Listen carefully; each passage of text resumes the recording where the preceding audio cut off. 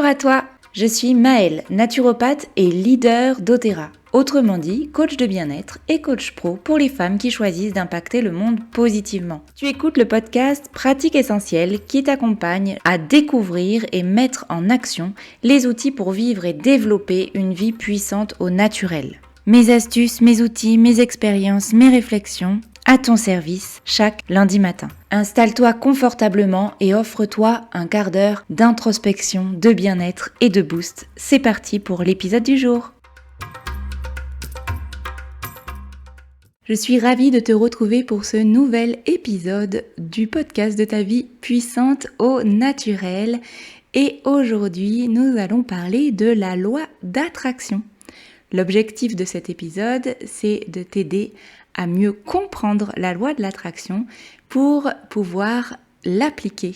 Cette loi part du principe énergétique que toutes tes pensées, tes émotions, tes sensations, tes impressions sont énergie et que, selon leur niveau d'énergie à chacune, elles te permettent de changer ta vibration globale.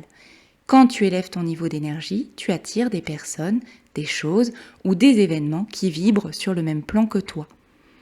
Ce qui marche au passage de façon absolue. Tu attires l'énergie que tu émets, positive ou négative. Selon John Assaraf, auteur et conférencier international, ce que la majorité des gens ne comprend pas, c'est que la pensée a une fréquence. Nous pouvons mesurer une pensée. Par conséquent, si tu ressasses une pensée en particulier, si tu au contraire, t'imagines que tu possèdes cette voiture dernier cri, que tu as tout l'argent dont tu as besoin, que tu crées l'entreprise de tes rêves, que tu trouves l'âme sœur. Si tu t'imagines que cela serait, tu émets cette fréquence. Alors ça, c'était pour la partie un peu énergétique de la loi d'attraction, mais cette loi d'attraction, elle a aussi une dimension aujourd'hui très scientifique, très rationnelle. Pour reprendre un des exemples que je viens de te donner, si tu penses t'acheter un certain modèle de voiture d'une certaine couleur, ton cerveau va faire un tri dans les milliers d'informations qu'il reçoit chaque jour et en général, tu vas avoir l'impression de voir ce modèle, cette couleur de partout. En fait, c'est pas qu'il y en a forcément plus que d'habitude, c'est juste que tu as donné une information à ton cerveau.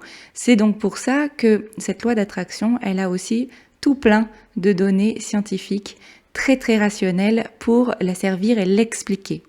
Donc à partir de la conscience de ce principe, aussi énergétique que rationnel, tu peux mettre en place des habitudes de vie, un mode de pensée qui va te permettre de nourrir plus de positif. C'est un peu le niveau 1 ou le niveau 0 de compréhension de la loi d'attraction.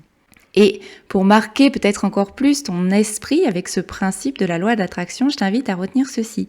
Tout ce qui est a d'abord existé dans la pensée. Il n'y a pas un concept, un objet, un service qui n'ait d'abord été imaginé, dessiné, rêvé. Donc l'énergie d'attraction fonctionne sur tout ce que tu penses. Ainsi, si tu associes tes rêves, tes idées, tes objectifs à des croyances limitantes, ce n'est pas pour moi, je n'y arriverai jamais, c'est impossible, alors ce sera entendu quelque part, à minima par ton cerveau, à maxima par l'univers. Un de mes mentors répondait à toutes ces croyances limitantes par la phrase suivante « Ainsi soit-il ». Alors c'était un peu une private joke pour nous permettre de comprendre que là on était en train de nourrir quelque chose de négatif et qu'au plus on le nourrissait, au plus ça risquait d'être. C'est donc sur ce « Ainsi soit-il » que nous concluons l'introduction, la première partie, cette sorte de grande définition de la loi d'attraction pour te permettre de comprendre que cette loi est là. Avant d'aller en voir les 6 principes, ce que j'aimerais faire, c'est faire un petit crochet par 2 principaux écueils. Pour moi, la première fausse idée ou dérive autour de la loi d'attraction, c'est de croire que la pensée positive est suffisante pour atteindre ses objectifs avec la loi d'attraction. Donc oui, la pensée positive est nécessaire pour activer la loi de l'attraction et pour obtenir ce que tu cherches à accomplir, mais elle ne suffit absolument pas. Tu te doutes bien que prier, entre guillemets, très fort pour devenir ci ou ça, ou créer ceci ou cela, tout en restant affalé sur ton canapé devant une série télé, ce ne sera pas suffisant. J'imagine aussi que tu devines le chaînon manquant ici, mais je te rassure, on y revient juste après. Et après cette fausse croyance, en tout cas autour de la loi d'attraction, qui est « il suffit d'y penser, ça va m'arriver », pour moi, la deuxième idée fausse ou dérive autour de tout ça, c'est que du coup, tu devrais bannir absolument toute pensée négative de ta vie, sinon ta vie serait foutue. Alors on va poser tout de suite qu'il est quand même assez naturel pour l'humain d'avoir peur, d'appréhender et de penser négatif. Mais au moment où les défis surviennent, une fois l'émotion première est normale traversée, tu as toujours la possibilité d'en tirer une leçon. La loi d'attraction te rappelle finalement que tu as toujours la possibilité de changer tes pensées pour changer les choses. Donc oui, tu as le droit de rouspéter, mais après tu prends un moment où tu te ressens, tu prends conscience de ce qui émerge pour toi et tu en tires des leçons pour éventuellement changer ton regard sur les choses. Donc cette loi de l'attraction qui est là, que tu le veuilles ou non, la différence que peut faire cet épisode pour toi, c'est de te permettre de savoir qu'elle est là et donc de pouvoir l'activer de façon consciente. Pour pouvoir l'activer de façon consciente, il faut en connaître les 6 principes. Et donc, c'est parti pour les 6 principes de la loi d'attraction pour savoir et pouvoir l'activer. Le principe numéro 1 de la loi d'attraction, c'est l'abondance. Alors oui, je sais, les coachs de développement personnel ont tendance à utiliser ce principe à tout bout de champ, mais ce n'est pas une raison pour penser qu'il n'y a pas de substance derrière. Je t'invite donc à considérer ceci quelques instants.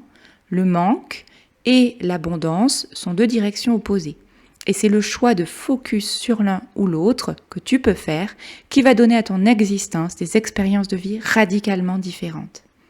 Si l'abondance est associée au rayonnement et à la positivité, le manque, lui, s'associe à la peur. Peu importe la réalité concrète d'une situation, ce qui compte, c'est ta réaction. Chaque fois que nous réagissons comme si le pire allait se produire, nous renforçons notre cerveau dans cet état. Je t'invite à faire une petite pause réflexive sur ta vie. Est-ce qu'il t'est déjà arrivé de préférer le statu quo ? Par exemple, conserver ton emploi actuel que tu n'aimes pas, rester dans une situation de couple dysfonctionnel, refuser une opportunité trop risquée, parce que tu craignais l'incertitude et le changement. C'est souvent ce qui se produit quand on s'est déjà brûlé les doigts ou qu'on a toujours jusqu'ici agi en pilote automatique. Et puis sache que la mentalité du manque, elle est spontanément préférée par notre cerveau, tout simplement parce qu'une perte produit un effet 2 fois plus puissant sur celui-ci qu'un gain équivalent. Nous sommes donc plus susceptibles de tout faire pour éviter une perte que pour obtenir une récompense. Sauf que la mentalité du manque est un frein au changement positif et en vrai, ça nous empêche d'avancer. Donc vivre selon une approche d'abondance repose sur l'idée qu'on peut toujours améliorer les choses. Dans cette perspective, les défis, l'apprentissage, les difficultés deviennent naturellement gratifiants. Les échecs, eux, en faisant partie de l'aventure, sont recadrés comme autant de façons de s'améliorer. La mentalité d'abondance se cultive.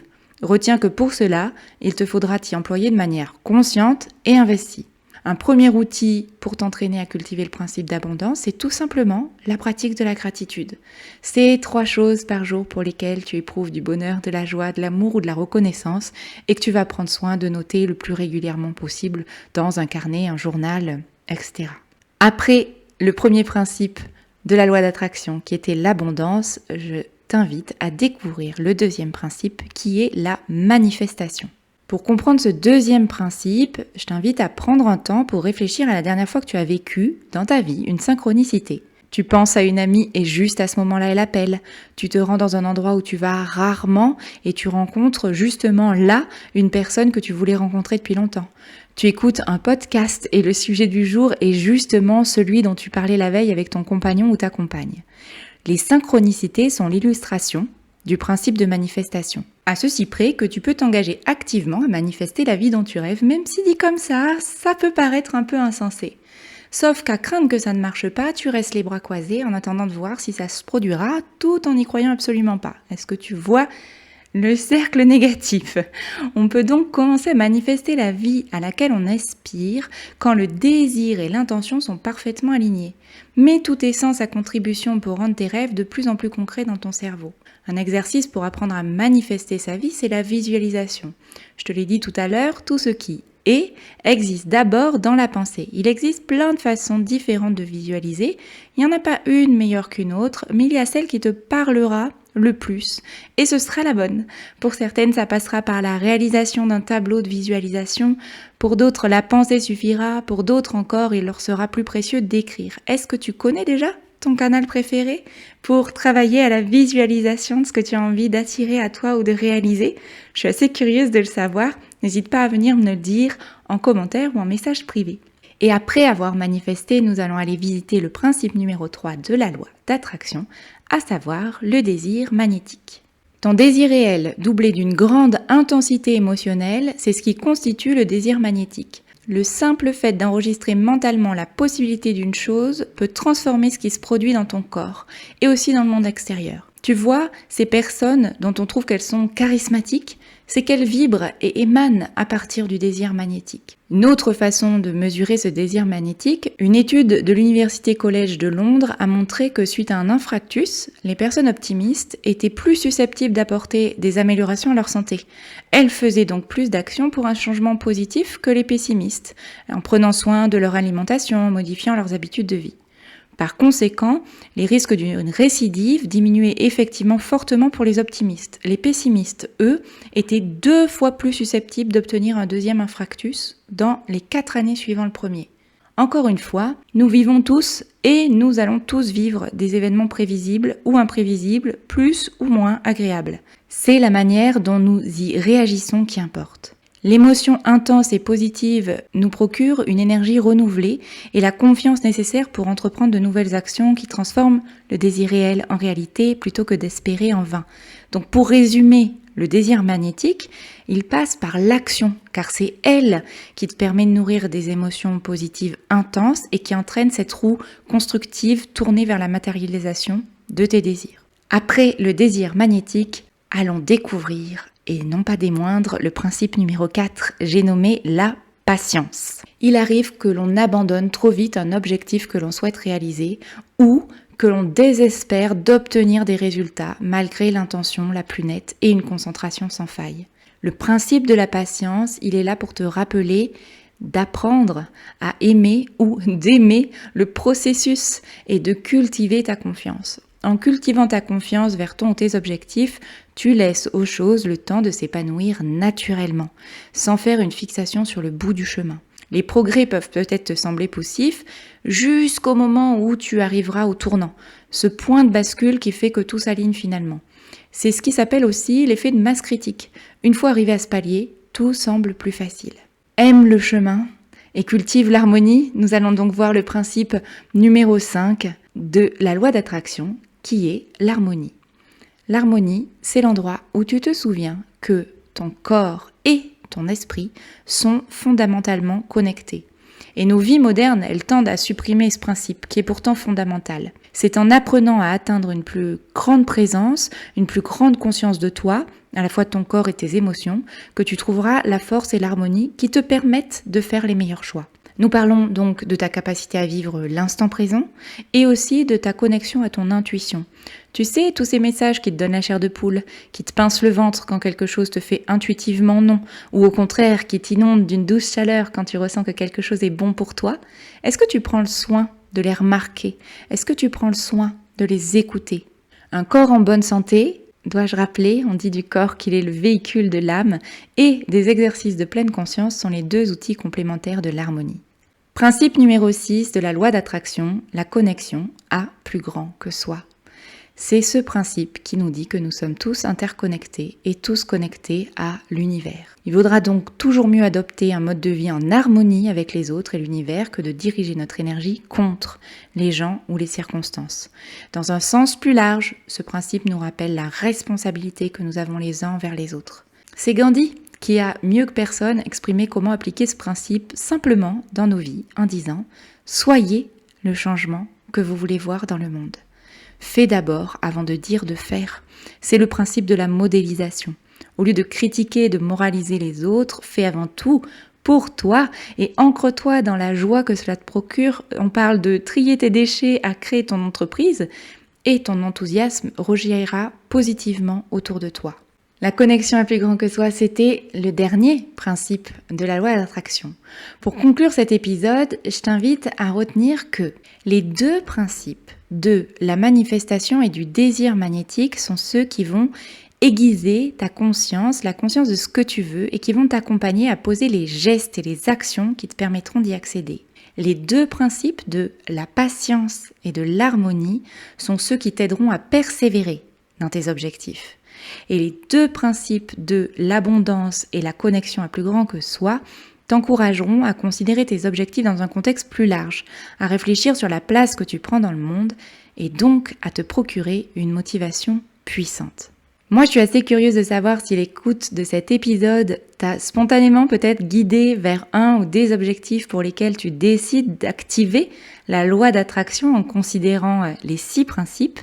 Peut-être que cet épisode t'a permis de découvrir la loi de l'attraction, peut-être qu'il t'a permis de changer de point de vue sur le sujet.